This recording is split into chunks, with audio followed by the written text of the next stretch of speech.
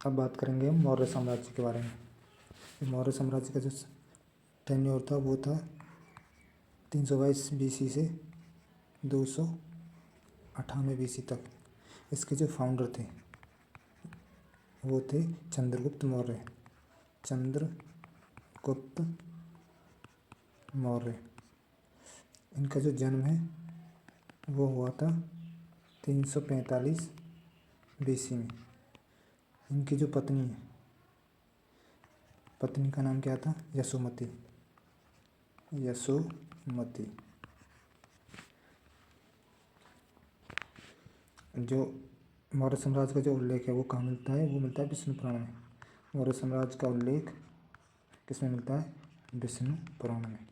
विष्णु पुराण में।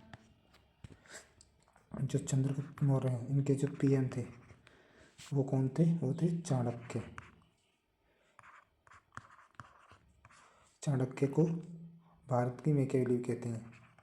भारत की का मैकियावेली। और जो चंद्रगुप्त था ये कौन से धर्म को मानता था? ये धर्म मानते थे जैन धर्म को।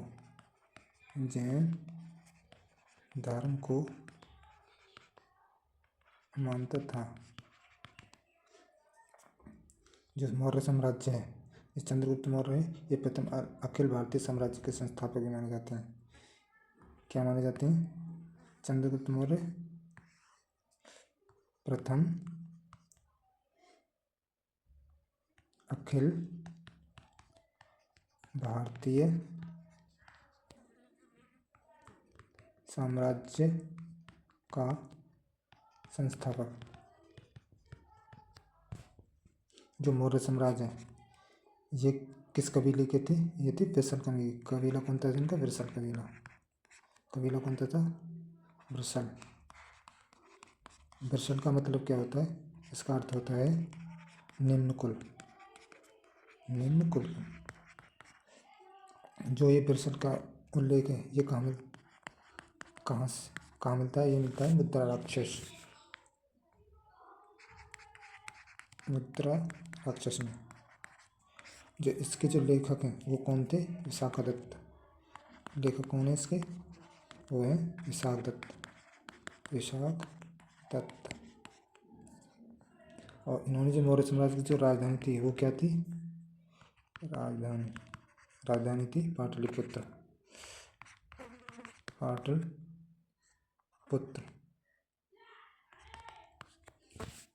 जो मौर्य साम्राज्य है इसकी पहचान किसके रूप में और हुई थी? वो हुई थी सेल्यूकोडस के रूप में भी की गई। मौर्य साम्राज्य की जो की गई। और किसने की इसके रूप में? वो की थी विलियम जोन्स ने। किसने की थी? विलियम जोन्स ने। जो सेल्यूकोडस है इसका उल्लेख कहाँ मिलता है? वो मिलता है इंडिका में। इसका उल्लेख कहाँ पर मिलता है? वो मिलता है इंडिका में। इंडिका के लेखक कौन थे? वो थे मेगास्थनीज। ये किसके दरबार में रहता था? ये रहते थे चंद्रगुप्त मौर्य के दरबार में रहता था। किसके में रहता था? ये रहते थे चंद्रगुप्त मौर्य के में। चंद्रगुप्त मौर्य के दरबार में। और ये मेगास्थनीज किसका राजदूत था? ये था सेल्यूकस निकोटस का राजदूत। किसके थे? ये था सेल्यूकस निकोटस के।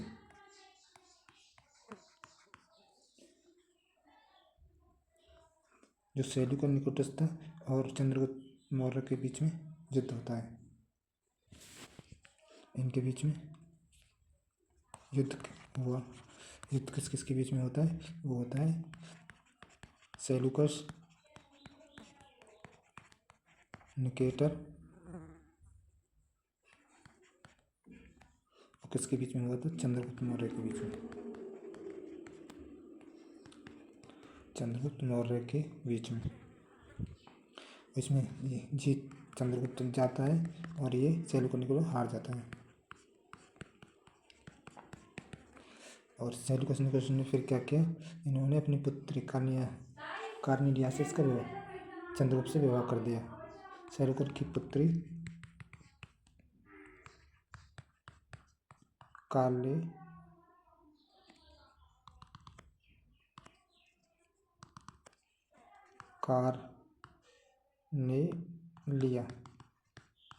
का विवाह चंद्रगुप्त मौर्य से कर दिया। और फिर इसने जो सेल्युकस निकुटस था, इसने तो जो था वो दहेज में 4 प्रांत दे दिए थे। वो 4 प्रांत कौन से थे? वो थे काबुल, हेरात, मरकना और कांधार। दहेज में क्या क्या दिया था? दहेज में के रूप में दिए थे 4 प्रांत। 4 प्रांत कौन से थे? वो थे काबुल, हेरात, मकरान और कांधार। इन्होंने इसे दहेज के रूप में दे दिए थे। जो ये युद्ध है, ये युद्ध का वर्णन कहाँ पर मिलता है? ये मिलता है, वर्णन मिलता है एपियानस में। वर्णन कहाँ के किसने किया है? एपियानस ने। और जो चंद्रगुप्त मौर्य था, उसने 500 हाथी थे, वो सेल्युकस निकेटर को उपहार के रूप में दिए थे। चंद्रगुप्त मौर्य ने 500 हाथी सेल्युकस निकेटर को उपहार में दिए।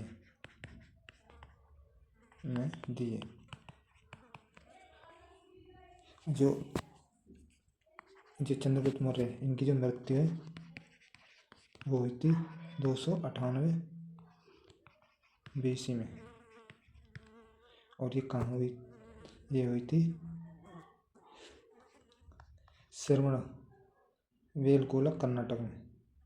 श्रवणबेलगोला ये कहाँ पड़ता है? ये पड़ता है कर्नाटक में।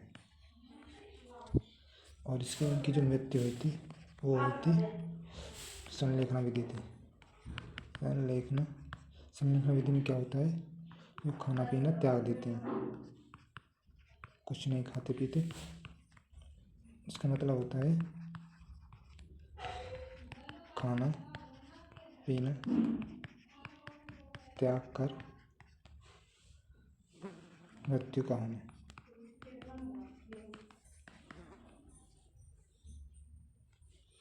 आगे बात करेंगे, नेक्स्ट वीडियो में बात करेंगे बिंदुसार